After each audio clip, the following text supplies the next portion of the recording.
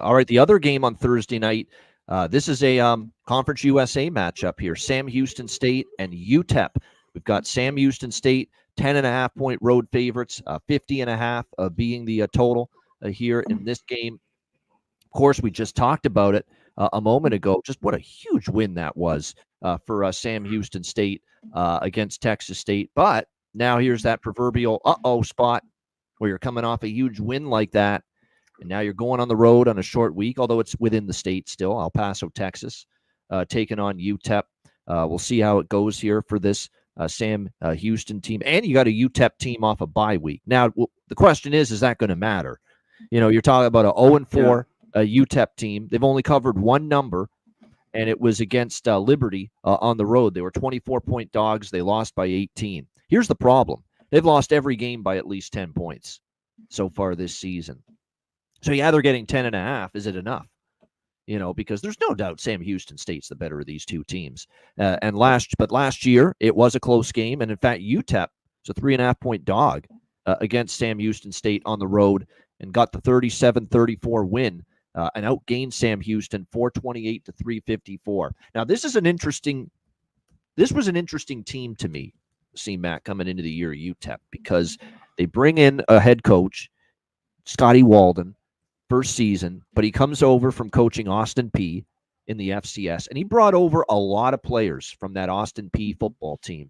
So I was thinking to myself, well, is this like a mini Kurt Cignetti Indiana thing that we're going to see here, where maybe there's better continuity because he's got so many of his Austin Peay kids installed now here at UTEP that they're going to maybe be able to get off to a decent start and maybe catch some teams by surprise. That didn't happen, clearly, in their first 4 games. And probably just because, look, the talent on Austin Peay isn't the talent that Kurt Cignetti brought to Indiana with him from James Madison. There's a big fucking difference there as far as the quality of player. I get it. But I think when you look at this scenario here with UTEP, they've now got a bye week. There's a lot of players that are familiar with Scotty Walden's system that you would expect coming out of a bye week. A lot of the players know what the coach very well and the playbook very well and the system very well. You would expect a better game and a better performance here, especially with the extra time to prepare. And you do catch Sam Houston State in a very tricky spot, not to mention, Sam Houston State struggled with UTEP last year. Sam Houston this year is favorites. While they did cover against New Mexico State, I'd argue New Mexico State might be even worse than UTEP. It's close, but New Mexico State might be even just a little bit worse than UTEP.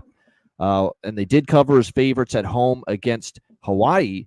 We'll see how they fare here in this one. And they are 4-1 against the spread to go with that 4-1 record, with the only loss straight up in ATS being against UCF for this Sam Houston State team. I like Hunter Watson. Casey Keeler's a great coach. They can run the ball.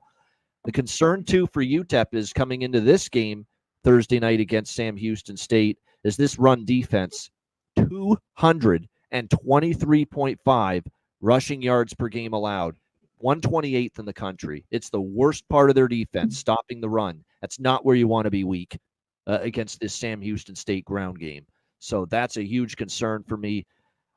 It's a spot where I don't want Sam Houston, but I don't know if the defense against the run for UTEP is something I trust enough to take the plus points with them.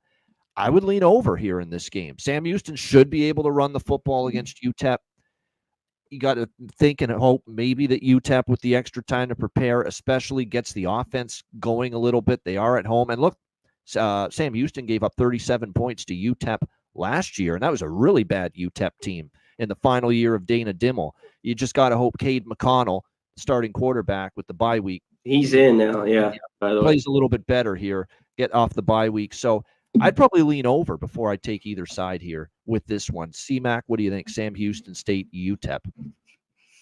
Yeah, and off that bye, he's the guy. I mean, he gave a little bit of spark, in that Colorado State game, because Locklear just hasn't been good. I mean, he had 700 yards, 3 touchdowns, 4 picks. I mean, both these guys, quarterback play, it's just been abysmal the last couple of years for UTEP.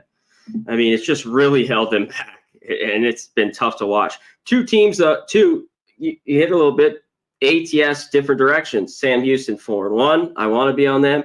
A little bit different, they covered, though, a couple times, like you talked about, at home, but New Mexico State and Hawaii.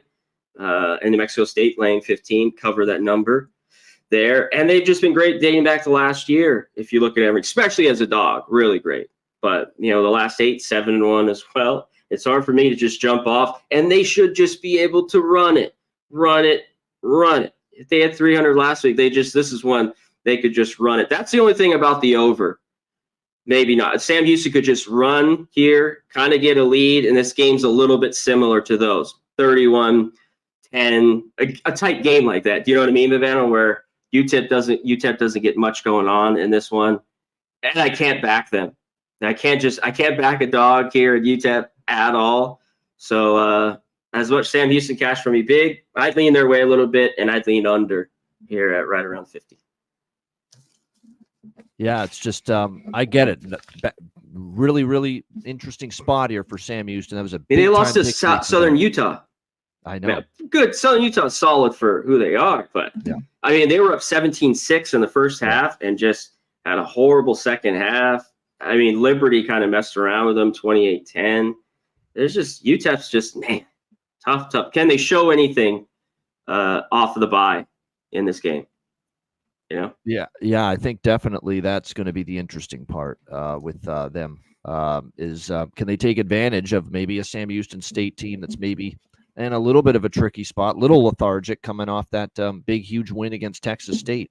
So that's going to be the interesting question. That being said, this is also the conference opener for Sam Houston State as well. So, you know, this is a conference game. You got to be focused, you know. So, and if they are, they could probably still win going away. But the question is, will they be? We'll find out Thursday.